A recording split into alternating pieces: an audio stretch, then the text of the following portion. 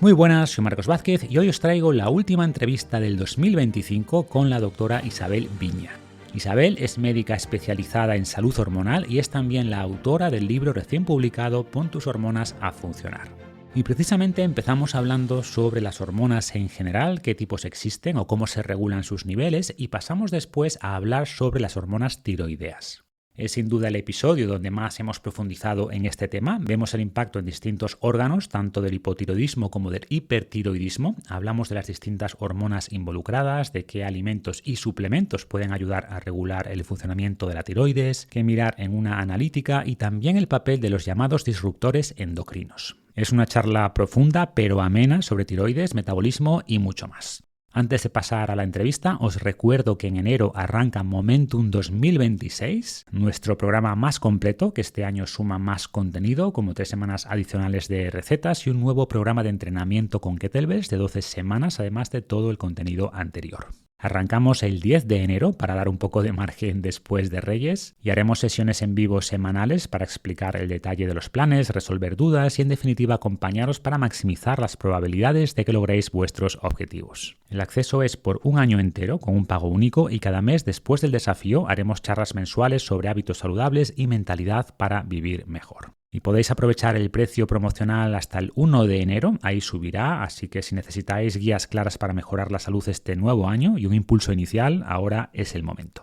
Tenéis toda la información en fitnessrevolucionario.com/momentum y dejaré también el enlace en las notas del episodio, repito, fitnessrevolucionario.com/momentum. Y si estáis pensando en regalar salud, os recomiendo echar un vistazo a los packs de Coffee Café y no fallaréis con un buen pack de café de especialidad con algunos de los excelentes chocolates que también ofrecen. Podéis ver toda la información en coffeecafe.com, deletreo KOFICAFE, y tendréis un 10% de descuento con el código FR10. Y ahora sí, hablemos de hormonas con la doctora Isabel Viña. Bienvenida al podcast, Isabel, ¿cómo estás? Hola, muchísimas gracias por traerme, Marcos, y espero estar a la altura de toda tu audiencia. Seguro que sí. Además tenía muchas ganas de charlar contigo, como te decía, y qué mejor oportunidad que el lanzamiento de tu nuevo primer libro, que aquí lo tengo, Pon tus hormonas a funcionar, donde haces un recorrido profundo de las principales hormonas del cuerpo humano y en el subtítulo las denominas las jefas de tu salud. Así que la primera pregunta sería, ¿qué son realmente las hormonas y por qué son tan importantes o por qué les dedicas tu primer libro? Realmente las hormonas yo digo que son la manera que tienen todos los tejidos y todos los órganos del cuerpo de comunicarse entre ellas. Es como el sistema de correo postal, el wifi, con el que permiten que tú y yo, que estemos lejos, estemos ahora mismo conectados. Pues esto es igual. Las hormonas permiten que el hígado esté hablando continuamente con el cerebro, a la misma vez con los riñones, con el corazón, con el páncreas. Son la manera en la que el cuerpo humano habla entre ellos. Por tanto, realmente la mejor manera de estar sanos, entre otras cosas, es que el sistema de comunicación funcione bien. Es clave que funcione esa comunicación, esa sincronización, ¿no? Y aunque, como explicas en el libro, todas las hormonas comparten un esquema de funcionamiento similar, pues hay distintos tipos o categorías. ¿Cuáles son los principales? Y danos algunos ejemplos de cada una. Pues realmente, en cuanto a categorías de hormonas, sobre todo es a nivel bioquímico qué estructura tienen. Porque, por ejemplo, tenemos hormonas que derivan de una estructura esteroidea, que derivan del colesterol, como tú bien sabrás, Marcos, pues los estrógenos, la progesterona, la testosterona, incluso la propia vitamina D, que es un neuroesteroide. Luego tenemos también hormonas que derivan de péptidos, es decir, uniones de aminoácidos, como puede ser, por ejemplo, la insulina, la prolactina, la FSH, la LH, y por tanto también es importante conocer un poco la estructura porque en función de qué estructura tengan van a poder, por ejemplo, entrar al interior de las células, como por ejemplo el estrógeno, como tiene una estructura esteroidea muy liposoluble, va a poder entrar y actuar directamente desde la célula, y otras hormonas, como por ejemplo la insulina, que es una hormona peptídica, es una hormona que deriva de aminoácidos, no tiene esa capacidad de atravesar la membrana, sino que tiene que unirse a un receptor fuera de la célula y a partir de ahí, con una cascada de reacciones, actúa. Por eso tan importante es que funcione bien la insulina, como que toda la cascada de señalización de la insulina que se afecta en situaciones como, por ejemplo, la resistencia a la insulina, la inflamación crónica de bajo grado, el exceso de grasa, funcione bien. Uh-huh. Y a nivel general, ¿cómo se regulan o cómo hace el cuerpo para mantener la cantidad exacta de estas hormonas o de estos mensajeros que necesita en cada momento? Pues es una pregunta buena y es un baile muy cuidado y muy fino. Todo viene desde el cerebro. Nosotros tenemos como el mayor jefe de la orquesta, que está más o menos un poco por encima de la altura de la raíz de la nariz, está el hipotálamo, y eso es como, yo le llamo el máster de las hormonas. Él es el que empieza a mover todos los hilos, le da unas señales a un segundo, el segundo de la orquesta, que es la hipófisis, y a partir de ahí se liberan todo hormonas que van al páncreas, a los testículos, a los ovarios, a la tiroides, a las glándulas suprarrenales, para que ya se produzcan las hormonas que luego ya inician la comunicación.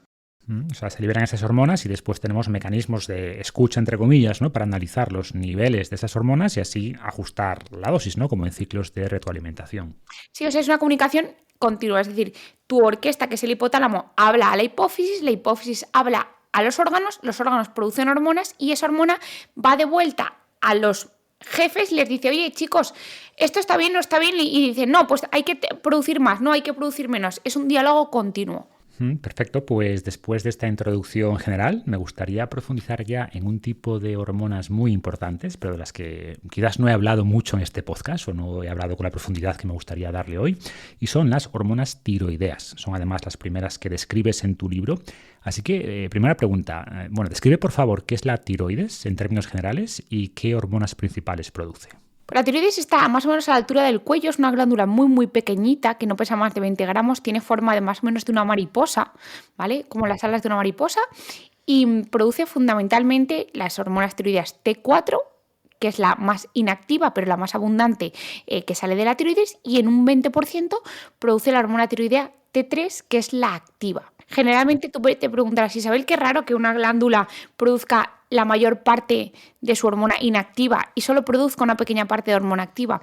Básicamente esto permite y da una autonomía y tiene todo el sentido tiene todo el sentido fisiológico, en tanto que permite que cada célula sobre la que actúan las hormonas tiroideas se autogestione, es decir, tú le das el precursor y ella misma, en función de sus necesidades que varían continuamente, ahora mismo igual tú tienes unas necesidades y en 5 minutos tu páncreas necesita otra necesidad de hormona tiroidea, se autorregule. Y luego esa pequeña cantidad de hormona activa de T3 nos asegura que independientemente de que cada una de las células se autogestione, al menos haya una proporción activa para no tener el riesgo de que no haya ninguna hormona tiroidea circulante y que por tanto todas las funciones determinadas por las hormonas tiroideas, empezando por cualquier funcionamiento de la respiración celular, porque respiramos y tenemos energía en las mitocondrias porque tenemos hormonas tiroideas, funcione bien. Es decir, es una manera muy bien pensada por parte de la evolución humana de producir dos hormonas, una pequeña cantidad activa para pase lo que pase, en cada una de las células tengamos la cantidad suficiente y una gran pool, una gran reserva de hormona inactiva que circula por la sangre y ya permite, como Juan Paloma, yo me lo guiso, yo me lo como. Yo te doy la hormona y tú en función de lo que necesites vas utilizándola. Se convierte en T3 bajo demanda, ¿no? Sí. Y después te preguntaré sobre esta conversión, pero antes quería hablar un poco más sobre las funciones principales de estas hormonas, que ya anticipabas una, ¿no? Esa producción de energía, y de hecho cuando hablamos de tiroides solemos asociarla al metabolismo de manera simplificada. Sí. Y podemos empezar por ahí.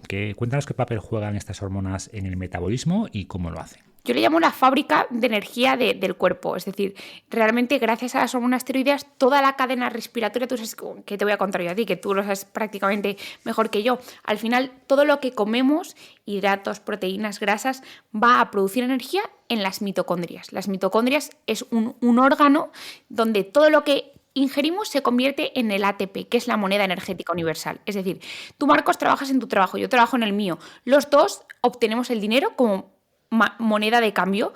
Los trabajos son diferentes, pero al final igual el hidrato de carbono, la grasa, la proteína es diferente, pero todo converge en la producción de ATP, que es el dinero, es la moneda energética con la que las células funcionan. Pues bien, las hormonas tiroideas se encargan que todo las decenas, las centenas de reacciones metabólicas que ocurren en la mitocondria y fuera de la mitocondria, pero dentro de la célula, estén perfectamente reguladas para que al final produzcamos energía que nos permite funcionar y sobre todo también en cuanto al metabolismo que nos permita oxidar grasa de manera adecuada, consumir los carbohidratos de manera adecuada, no almacenar un exceso de energía que no necesitamos. Entonces, tú comes, pero como no tengas todo el mecanismo mitocondrial y celular de traducción de energía en producir calor, que es un poco las calorías, eso pues vas a tener un mal metabolismo. Entonces las hormonas tiroideas son como esas hormonas que se encargan de que todas y cada una de las reacciones que al final te permiten consumir calorías y por tanto que las células funcionen bien. Uh-huh. Y es evidente que si ese proceso de producción energética no funciona bien, pues vamos a tener después problemas aguas abajo, digamos, ¿no? Aspectos de salud que quizás no conectamos inicialmente con la tiroides, como puede ser problemas de piel, problemas de pelo. ¿Qué influencia tienen aquí las hormonas tiroideas? Al fin y al cabo, todo reside en precisamente la buena pregunta que has hecho al principio, que es ¿qué función tiene?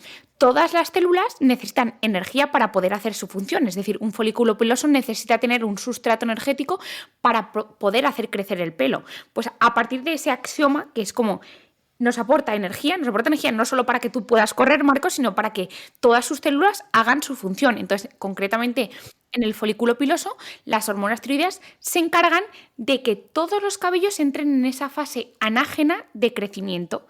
Tú no tienes una adecuada función tiroidea, por ejemplo, Marcos, un hipotiroidismo, una mayor cantidad de cabellos entran en una fase de reposo, de caída, una fase telógena, menos entran en crecimiento, ergo, el balance final es caída del cabello. Entonces tú también puedes pensar, vale, Isabel, entonces lo mejor es tener mucha hormona tiroidea porque así me crece muchísimo el pelo y nunca se me cae.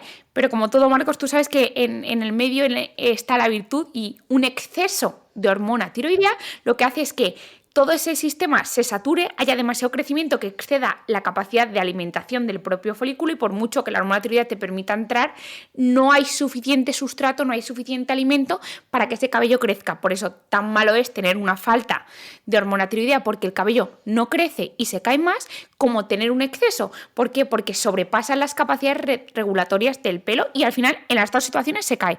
Por eso en el medio está la virtud. Isabel, ¿y en la piel qué papel tienen las hormonas tiroideas? Lo mismo. Nos aportan energía y nos aportan energía concretamente en la piel, permiten que los fibroblastos produzcan glucosaminoglicanos. El más conocido es el ácido hialurónico. Un descenso de hormona tiroidea produce que no solo no se produzca suficiente, sino que no se elimine suficiente. Por eso la gente, ¿por qué? Porque tus células que reciclan el ácido hialurónico, entre comillas, están sin energía y hoy están más apanchingadas. Yo no voy a eliminar el ácido hialurónico, no tengo suficiente energía, bastante tengo con respirar. Pues en este sentido, ¿qué es lo que pasa? Característicamente la gente que tiene un hipotiroidismo tanto peor cuanto menos controlado esté, tienden a tener esa cara muy hinchada, muchas bolsas, se quejan como yo me levanto con una bolsa muy hinchada, tengo las rodillas, siento que retengo líquidos. No es tanto retener líquidos como que tienen un exceso de ácido hialurónico y el ácido hialurónico retiene mucha agua, es muy higroscópico. Entonces, por eso una disminución de función tiroidea se asocia a hinchazón porque no se elimina de manera normal el ácido hialurónico. Ahora está muy de moda el ácido hialurónico, todo el mundo quiere ácido hialurónico, pero es que como todo en el cuerpo, un equilibrio es la clave. Tan malo es no tenerlo como tener demasiado, porque estás muy retenido. Entonces, las hormonas tiroideas y concretamente la falta de ella genera una retención hídrica. Por otra parte, si tú tienes mucha hormona tiroidea, precisamente se aumenta mucho el reciclaje de ese ácido hialurónico y puede llevar a una piel muy seca. Y luego también otra cosa que me gusta mucho, como muy poca gente lo conoce, pero luego cuando le cuentas qué puede pasar, te dice, ¡ay, a mí me pasa eso! La gente que tiene alteraciones de la tiroides, quien tiene hipotiroidismo te suele decir que siempre tiene frío y quien tiene hipertiroidismo te suele decir tengo mucho calor, sudo mucho. Además de por un aumento propio del metabolismo, que generas más calor, las hormonas tiroideas se encargan de controlar muy bien la vasodilatación o vasoconstricción cutánea. Cuando tú tienes un exceso de hormona tiroidea, vasodilatas mucho, entra mucha oxigenación sanguínea, pierdes mucho calor, sudas mucho. Cuando tienes una falta de hormona tiroidea, no te llega la suficiente sangre a nivel de la piel, tiendes a tener una temperatura corporal externa más bajita, tienes más frío y también una piel más pálida. Por tanto, al fin y al cabo, todo, como ves, un poco reside en la capacidad de tener energía de una célula en concreta que tiene una función concreta. Y también se ha visto que hay relación entre las hormonas tiroideas y el músculo, ¿no? ¿Nos puedes explicar cuál es esta asociación? Pues realmente las hormonas tiroideas son claves para que las fibras, todos estamos, y tú el primero, encantados con el ejercicio, la alimentación, etcétera, pero tú puedes aportar todos los nutrientes que quieras, pero como realmente esos nutrientes no estén dominados por una hormona que permita que se ensamblen las fibras musculares, poco vas a hacer con ejercicio y con proteínas. Necesitas también que tu ambiente hormonal esté favorecido. En este sentido, las hormonas tiroideas son claves para que las células satélite, que luego se diferencian en células musculares, tengan la energía para hacerlo. Tú no tienes suficiente energía, tu célula muscular satélite no se va a estimular tras el ejercicio y no se va a convertir en esa fibra muscular tipo 1 o tipo 2. Por tanto, realmente, independientemente de lo que tú consumas, las hormonas tiroideas se necesitan para que las células madre, entre comillas, para que nos entendamos, que luego darán lugar a las fibras musculares, tengan la energía para hacer todo ese proceso que es muy costoso a nivel metabólico. Entonces, realmente una adecuada función tiroidea es clave para una adecuada síntesis muscular. Por eso, entre otras cosas, las personas que tienen un hipotiroidismo tienen una menor capacidad, sobre todo un hipotiroidismo no controlado, ¿vale? Cuando está controlado todo vuelve como un poco. Las personas que tienen un hipotiroidismo se quejan, y es verdad, de que les cuesta más ganar músculo y perder grasa, y realmente reside, Marcos, porque en el fondo les cuesta más tener masa muscular, y ya sabemos que la masa muscular es un tejido muy activo metabólico, consume muchas calorías. Entonces no es tanto que no quemen suficiente grasa, que sí, pero también se junta en que tienen menos músculo porque tienen un ambiente hormonal que les impide ser tan eficientes como tú y como yo, que no tenemos ningún problema de tiroides a la hora de crear músculo. Y habría mucho más, ¿no? Podríamos hablar también del impacto de estas hormonas en el sistema nervioso y en la neblina mental que muchas personas experimentan, también en la motilidad intestinal, etcétera, etcétera. Pero bueno, creo que están claros los problemas y quiero que avancemos hacia las soluciones. Y para eso es importante también entender pues la conversión que mencionabas antes, ¿no? De T4, que es la principal hormona que produce la tiroides, a la T3, que es la versión activa. ¿Cómo se produce esta conversión y de qué factores depende o qué puede hacer que no se realice de manera adecuada? Pues realmente esta conversión de hormona T4, que es inactiva, a T3, que es activa, se realiza por unas enzimas que se denominan enzimas desyodasas. Eso cada una en el interior de las células tienen esas enzimas. Y realmente eso, si todo está bien, todo sucede de manera adecuada y cada célula, en función de sus necesidades, lo convierte. ¿Qué es lo que pasa? ¿Qué factores pueden hacer que esa conversión no sea la adecuada? Lo primero, una inflamación crónica de bajo grado, la típica de resistencia a la insulina, exceso de grasa, falta de antioxidantes, falta de ejercicio.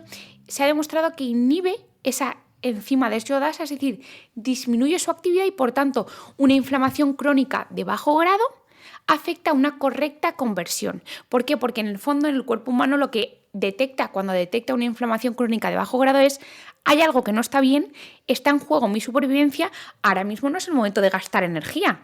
El cuerpo humano es una máquina perfecta de ahorrar y por eso estamos tú y yo aquí ahora mismo. La evolución humana nos ha hecho unos seres que somos perfectamente ahorrativos. Lo que pasa es que vivimos en un ambiente donde estamos sobreestimulados de comida y lamentablemente estamos hechos para una hambruna, pero vivimos en un ambiente con exceso de comida. Ergo, todos los problemas que tenemos actuales de salud, ¿vale? Pues cuando tenemos una inflamación crónica de bajo grado, pues el estrés, la falta de deporte, exceso de grasa, disruptores hormonales, todo eso hace que el cuerpo lo detecte como un estrés, diga: ostras, Marcos tiene en juego su supervivencia, no me voy a gastar ahora toda la energía. Bajo las marchas, reduzco la activación de hormonas tiroideas, tiro con lo que puedo y ahorro. Eso para el cuerpo está muy bien, para ti es un horror, Marcos, porque vas a tener menos funcionamiento adecuado de energía. Luego, por otra parte, el propio estrés, de manera independiente, el exceso de cortisol, al igual que el exceso de corticoides, que nos suelen dar a personas que tenemos enfermedades autoinmunes, también bloquea esa conversión, pero todo es por el mismo razonamiento. Un exceso de estrés, un exceso de cortisol, bien sea de manera natural por las glándulas suprarrenales o bien sea por corticoides, lo que va a hacer todo es disminuir la energía y entrar en un mecanismo ahorrativo. Igual que por eso también pasa personas que tienen mucho estrés y como consecuencia tienen una menorrea hipotalámica, que tú ya lo has tratado, o disminución de testosterona. En el fondo es igual, la función tiroidea cae y cae porque entras en un modo de supervivencia. Entonces eso como serían como los más claves. Luego también hay fármacos que se utilizan para determinadas condiciones, pues la esclerosis múltiple, que también puede bloquear esa función tiroidea. Y luego faltas de nutrientes. ¿Qué falta de nutrientes se suele asociar más característicamente a esa disminución de la conversión? El primero es la falta de yodo. En España, de hecho, somos un país yodo deficiente, por eso hay una yodación de la sal, porque las aguas, las tierras no tienen suficiente yodo, como por ejemplo en Estados Unidos, que son tierras donde tienen mucho yodo. Entonces, el yodo es uno de los nutrientes que creo que pasa más desapercibido, y como siempre está lo de la sal yodada, pero también ahora cada vez en contrapartida, cada vez se recomienda no tomar sal, evita la sal, cualquier tipo de sal. Entonces, y luego también los lácteos y los huevos también son fuente de yodo. Y entonces, como cada vez también la gente consume menos esto, pues en contrapartida nos estamos encontrando con que vuelve a haber, paradójicamente, una falta de este nutriente que es el yodo. Y sin yodo no hay ninguna hormona tiroidea. Entonces, el yodo es fundamental. ¿Estoy diciendo que tenemos que bañarnos en yodo? No. Estoy diciendo que hay que tomar la cantidad que se necesita, ni más ni menos. Y eso es en torno a 150-300 microgramos al día.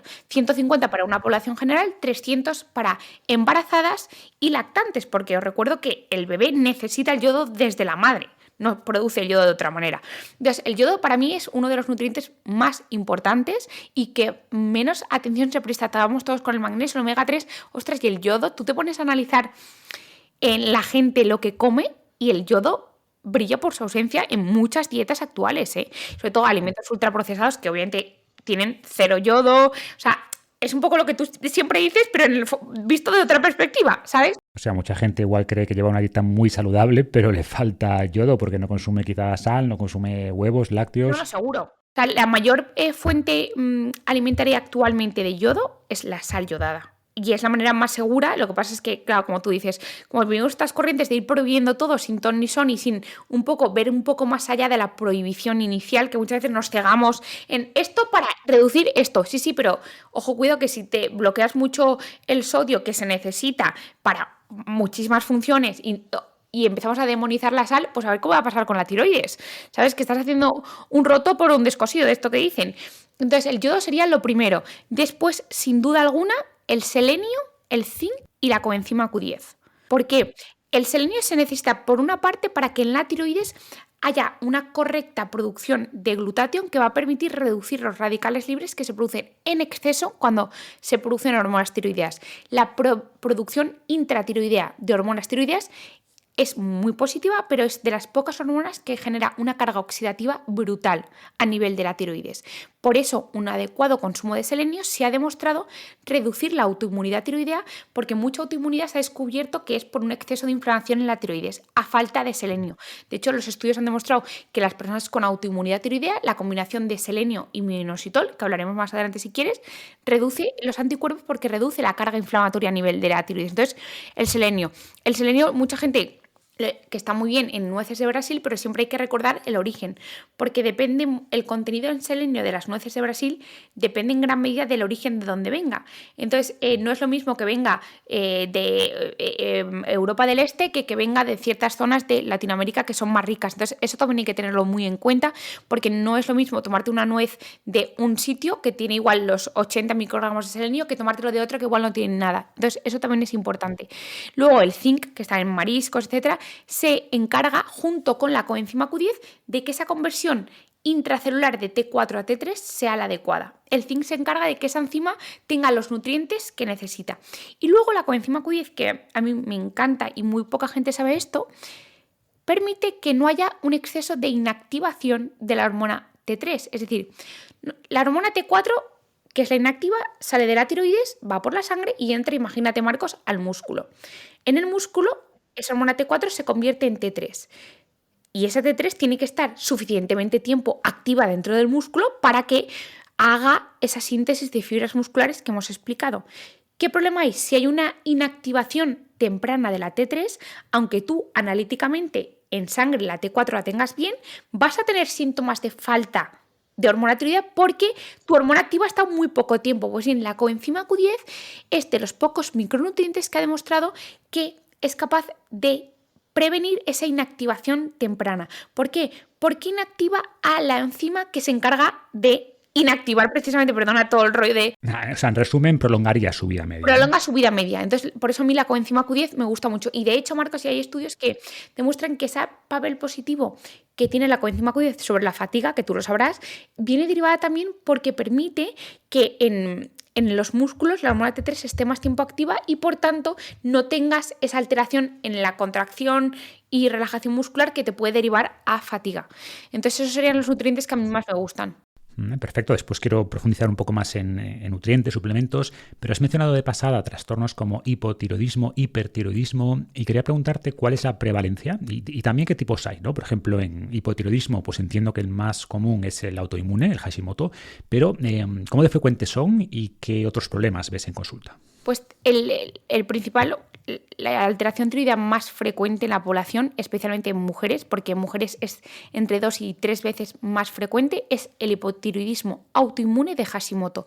¿Por qué es más frecuente una enfermedad autoinmune en mujeres? Porque tenemos generalmente mucho más estrógeno, sobre todo en la etapa fértil, y los estrógenos estimulan el sistema inmune. Por una parte eso es bueno, porque gracias a eso las mujeres enfermamos y nos morimos menos de enfermedades infecciosas, pero en contrapartida tenemos un sistema inmune mucho más con tendencia a hiperactivarse y generar enfermedades autoinmunes. Entonces, sin duda, el hipotiroidismo autoinmune de Hashimoto es más frecuente en hombres y mujeres y dentro de eso mucho más frecuente en mujeres. Tanto más frecuente conforme hayan cambios bruscos en los estrógenos. Es decir, embarazo es una etapa, embarazo y posparto, fetén para que salga el hipotiroidismo y luego la transición a la menopausia es otra etapa fetén para que salga un hipotiroidismo autoinmune. La prevalencia varía, pero se sitúa en torno a un 10%, 10-15% de la población, que es bastante alta. Y en cuanto al hipertiroidismo, que es menos frecuente, también la causa más frecuente es una autoinmunidad, pero en este caso es muy curioso porque generalmente todos asociamos que cuando tenemos una enfermedad autoinmune, esos anticuerpos atacan a un tejido, en este caso atacan la tiroides, como la atacan, la destruyes, tienes menos cantidad de tiroides, tienes menos capacidad de producir hormona tiroidea, te produce un hipotiroidismo. Y lo mismo, pues quien tiene una diabetes tipo 1 tiene anticuerpos que atacan a su páncreas, destruyen células, no tenemos las células productoras de insulina, ergo aparece la diabetes. Pues bien, en el hipertiroidismo autoinmune es una cosa muy curiosa, que es el único caso hasta mi saber de una enfermedad autoinmune estimulante, y es que los anticuerpos que se generan son estimulantes, es decir, en vez de bloquear y destruir a la glándula, le dicen, no, produce, dale más gas. Entonces, estimulan de manera patológica a la tiroides. Entonces, las dos enfermedades más frecuentes, tanto hipo como hiper, son de causa autoinmune. Como ves, no tienen nada que ver. Una destruye y otra estimula. Entonces, eso un poco para empezar. Y me habías dicho que te dijera que... Sí, eso principalmente problemas, prevalencia, que lo has comentado ya. Y la siguiente pregunta, sabiendo que debe ser un médico quien haga esta evaluación, pero creo que sería útil entender un poco los parámetros principales de una analítica, o sea, en qué marcadores deberíamos fijarnos para entender mejor la salud de la tiroides. Cuéntanos un poco, principales marcadores así a grandes rasgos. Pues súper buena pregunta. Efectivamente, esto lo sabemos pedir los médicos, pero al fin y al cabo yo siempre digo que yo, como médico, soy una traductora de lo que tú me cuentas, porque nadie más que una persona se conoce a sí mismo. Yo te puedo ayudar a poner en palabras lo que tú sientes, pero solo puedo sospechar que te pasa algo de la tiroides si tú me cuentas que, oye, mira, Isabel, yo antes no era así y ahora me pasa esto. Entonces yo con esa información hago mi croquis mental y traduzco, voy a pedir algo para valorar la tiroides, pero al fin y al cabo lo más importante es el paciente siempre, y por eso yo soy muy pesada, pero soy cero autómata. Es decir, creo que lo importante es escuchar a la persona, tocarla, explorarla y dejar de tanto valor analítico, tanta exploración que son robots, porque al final la medicina siempre ha sido escuchar al paciente, y yo creo que eso se pierde y cada vez escuchamos menos y es todo como más robotizado y la gente se cohíbe, no te cuenta nada. Entonces, sabiendo eso, y sobre todo, Marcos, porque los análisis, y ahora te voy a decir qué valores, no son infalibles. O sea, son una foto en un momento determinado, en unas condiciones determinadas y con limitaciones analíticas. Es decir, no son la panacea. La gente se cree que un análisis es la técnica más sofisticada del lugar. Tiene muchísimas limitaciones y por eso, igual que un análisis puede estar mal, entre comillas, con asteriscos, y yo decirte, estás estupendo. Caso típico, persona que hace deporte, tiene mucha masa muscular, toma creatina y le sale la creatinina alta y ya otro médico le dice, no, loco, tienes fatal, ¿no? Y si sabes interpretarlos, estás estupendamente bien, sigue haciendo lo que estás haciendo, como que puedes tener un análisis bien y realmente tener un problema de salud, ¿vale? Entonces, partiendo de esa base, ¿qué valores analíticos podríamos pedir? Yo te lo voy a decir cuáles, te voy a decir qué limitaciones hay. En general, se pediría una TSH, es decir, la TSH es una hormona que se produce en la hipófisis, que es como el segundo de a bordo de jefes del control de la tiroides, que es la hormona que sale del cerebro, va a la tiroides y le dice a la tiroides, oye, ponte a producir hormonas tiroideas. Si esa está muy bajita quiere decir que tu tiroides funciona tan bien que no necesita señales del cerebro. Ella va autónoma. Por tanto, aunque parezca contradictorio, un hipertiroidismo se manifiesta como una TSH baja. ¿Por qué? Porque tu tiroides funciona tan bien que no necesita recordatorios del cerebro, no necesita TSH. En contrapartida, cuando hay una disminución de la función tiroidea, es decir, tu tiroides está dormida, necesita muchos toques de atención del cerebro. Es decir, oye Marcos, ponte a trabajar que te estás durmiendo. Entonces, esos toques de atención se manifiestan como una TSH elevada. Partiendo de eso, ese es como la primer marcador a pedir. Después se pide la hormona inactiva, la T4, que es la que circula en sangre. Y tú me dirás, Isabel, ¿y por qué no se pide la hormona activa, que es la T3? Porque realmente más del 80% de la T3 solo actúa y solo está en el interior de las células. Porque os he dicho que el 80% de la hormona tiroidea que sale de la tiroides es inactiva y solo el 20% es activa. Por tanto, esa hormona no tiene ningún sentido de medir porque esa no es la que realmente actúa en cada una de las células. La que actúa cada una de las células es intracelular y a día de hoy no se puede medir. Por eso yo soy muy pesada con que tú puedes tener unos análisis bien, pero tener un problema de activación tiroidea interna, que a día de hoy la medicina ha avanzado mucho, pero en esto no ha avanzado. ¿Por qué, Marcos? Porque es muy sencillo dar una pastilla de hormona T4 y gestionar todos los problemas. Como nadie se cuestiona esto, nadie invierte, que es mucho dinero, en encontrar un método analítico que permita medir lo que pasa dentro de las células. Hasta que esto no se descubra, nosotros tenemos una idea de lo que estimamos que si la hormona T4 inactiva en sangre está bien, dentro, pues funcionará todo bien, pero no hay manera realmente de saber si esa activación es correcta internamente. Por eso, Marcos, en torno al 20% de los pacientes con hipotiroidismo bien repuestos, entre comillas, con la levotiroxina y analíticamente bien, te cuentan, oye doctora, yo sigo teniendo fatiga, yo sigo teniendo neblina mental, yo no soy la misma persona que antes de tener la enfermedad.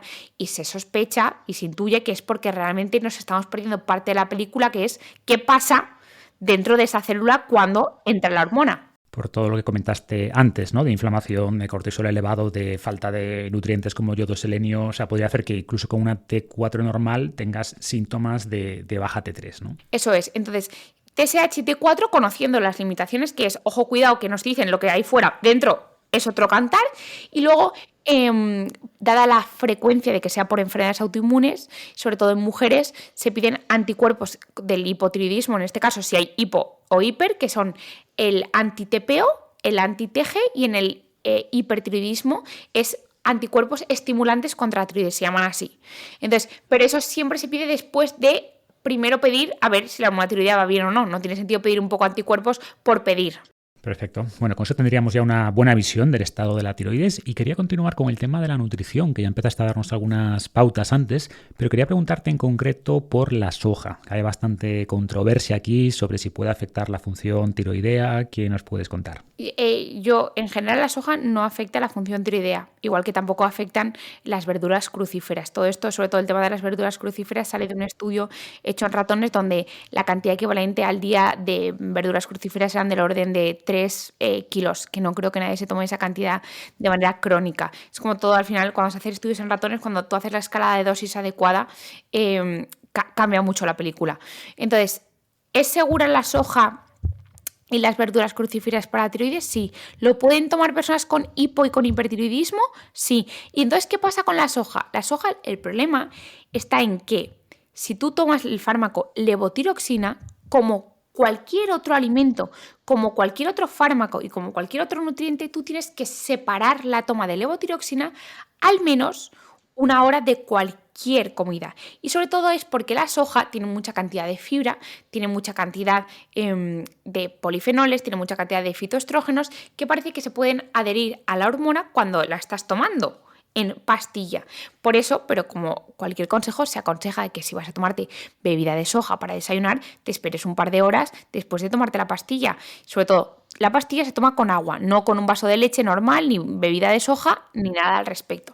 Entonces, sobre todo la controversia viene de eso.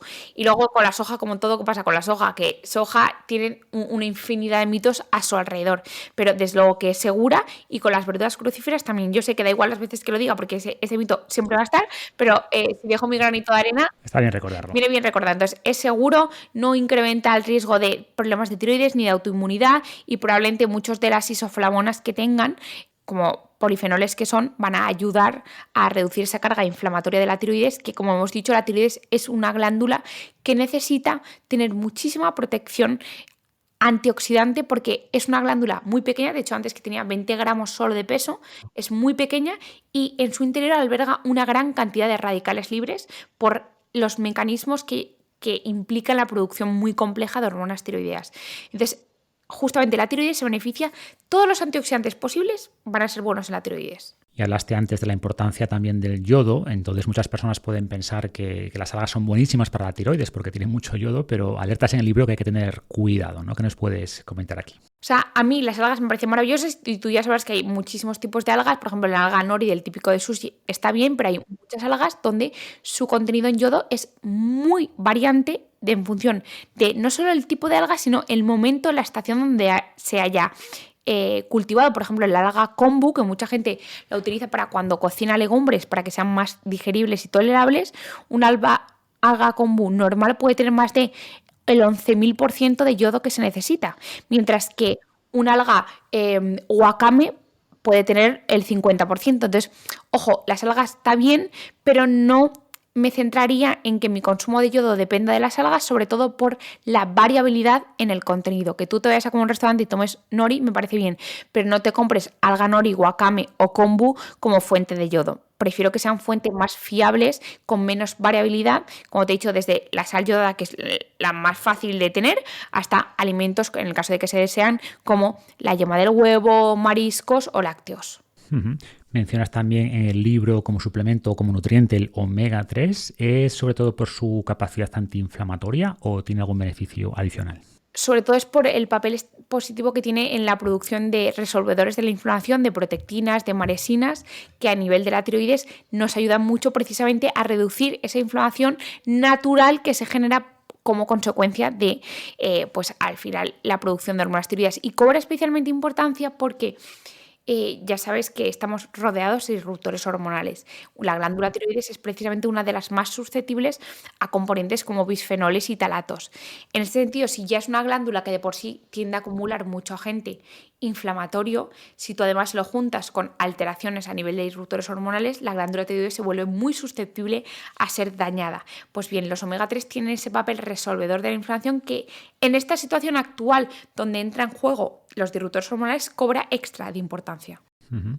Podemos hablar también un poco de suplementos. Antes mencionaste el mioinositol. ¿En qué casos sería recomendable tomarlo? A mí en general me gusta toda persona que necesite optimizar la función tiroidea, al igual que por ejemplo la función de la insulina o incluso de la FSH, me gusta mucho porque el mioinositol es precisamente un intermediario, es decir, permite que una vez que la hormona tiroidea, bueno, en este caso que la TSH, que es la que hemos dicho que estimula la tiroides, entre en la coraza de la glándula, toda la serie de señales que al final derivan en producción de hormona tiroidea se lleve bien. Es como permite que la herradura esté mucho más ajustada, finita, y todos los mecanismos. Es un sensibilizador natural a la TSH. Hace que tu glándula tiroides no necesite tantos toques de atención para ponerse a funcionar. Entonces no afecta, no genera tolerancia, no genera dependencia, porque es un facilitador, un intermediario metabólico, y que ayuda a que nuestra tiroides sea mucho más receptiva a esa señal y por tanto funcione mejor naturalmente.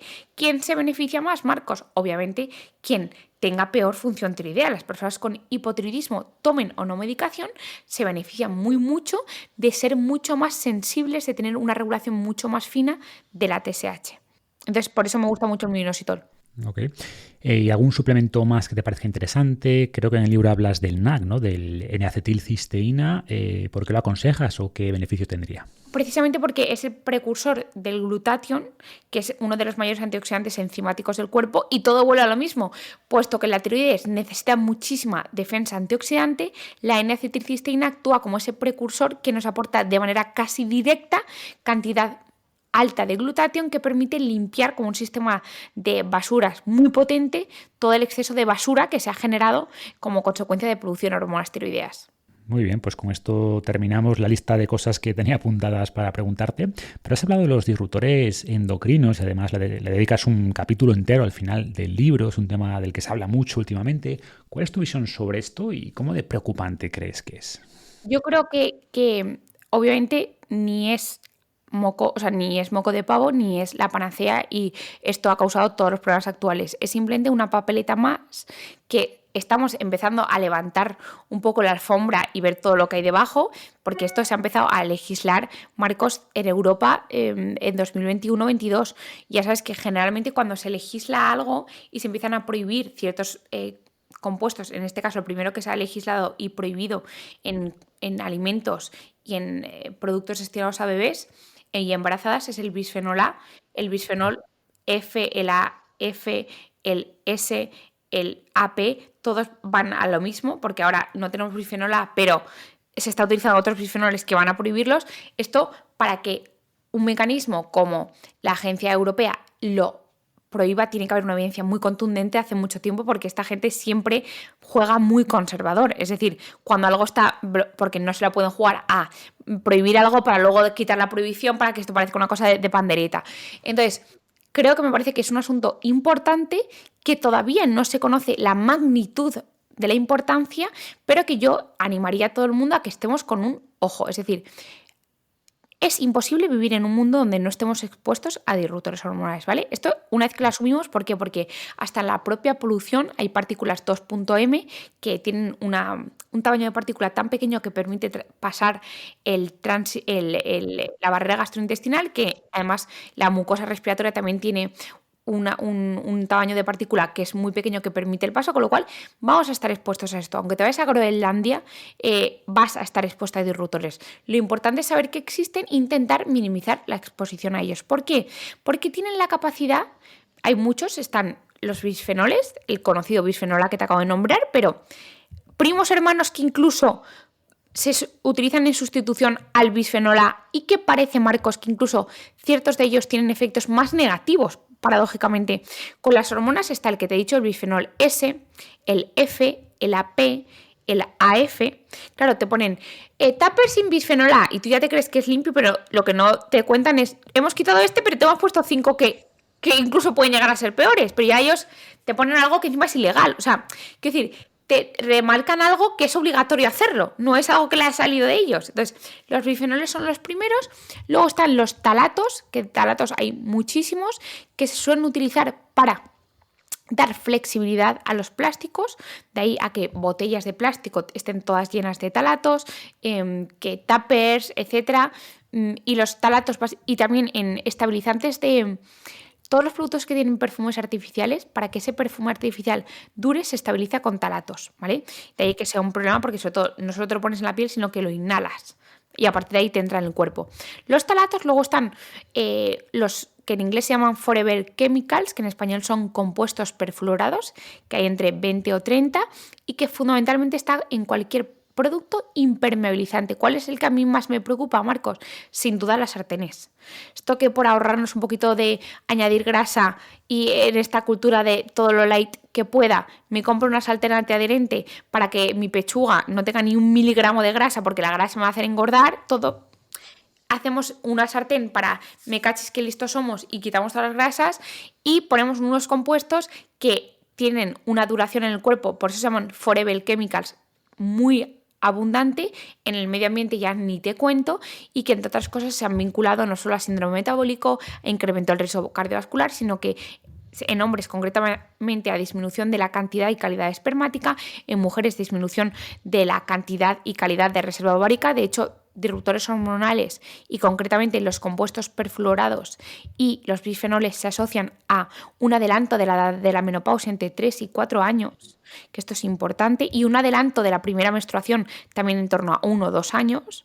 Entonces, y el problema de ellos es que, Marcos, son muy nuevos. No sabemos cómo actúan, pero sabemos que silenciosamente van alterando esa orquesta fina que yo te he ido contando de hormonas. Porque no es que produzcan un aumento o una disminución de la hormona, que puede ser, sino que lo problemático es que afectan a la cascada de regulación posterior. Entonces tú puedes creer que tu analítica está bien y está bien, pero esa hormona ya no actúa tan bien dentro de la célula, ya no cumple su función, bloquea el receptor o aumenta su eliminación o impide que se transporte en sangre adecuadamente. Entonces el problema es que sabemos que tiene un efecto negativo, pero como no la conocemos tan en detalle, no se puede legislar tan tajantemente como se debería y como probablemente se haga. Entonces, son tóxicos no porque no te los tomas y tiene un efecto tóxico inmediato como si tomas lejía, ¿vale? El problema de ellos es que precisamente por ese mecanismo larvado de alteración de hormonas y metabolismo tiene un efecto mucho más a largo plazo.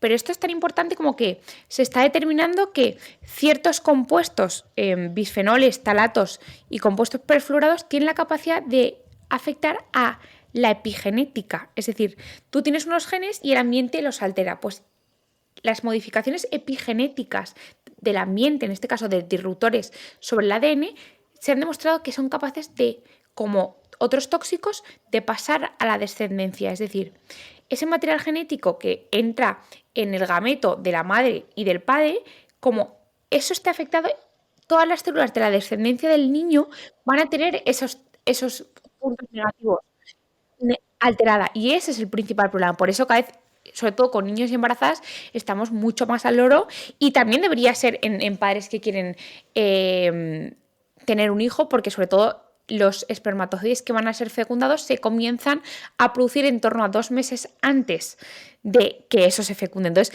tanto es muy importante la madre, el bebé, como incluso la calidad espermática del padre. Entonces, son temas muy complicados que yo intento ser muy moderada, porque puedes llegar a ser todo, puedes estirar el chicle y ser todo lo radical que quieras. Pero yo siempre digo, empecemos por lo más básico, que es, Marcos, tampoco son cosas muy raras, es no utilices botellas de plástico, y si utilizas botellas de plástico, utiliza filtros que al menos te quiten esos nanoplásticos. Después, intentemos evitar calentar cualquier comida en un recipiente de plástico. ¿Por qué? Porque cuando tú calientas una comida en un recipiente de plástico, se incrementa pero exponencialmente la transferencia de disruptores, tanto más cuanto más calor, más ácido y más grasa tenga el alimento.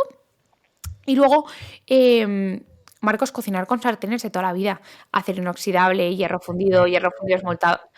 O sea, como ves, no son cosas de andar a la pata coja mientras que cocino. Sí, no hay que volverse loco ni exagerar tampoco su importancia, ¿no? Además hay muchas cosas que no podemos controlar porque, bueno, están en todas partes por desgracia, pero hay muchas cosas sencillas que sí podemos hacer para reducir la exposición, y no solo a disruptores endocrinos directos, sino también a todos esos nanoplásticos que aunque sean inertes hormonalmente, pueden acumularse en los tejidos y alterar la función de órganos como la propia tiroides, ¿no? Sí.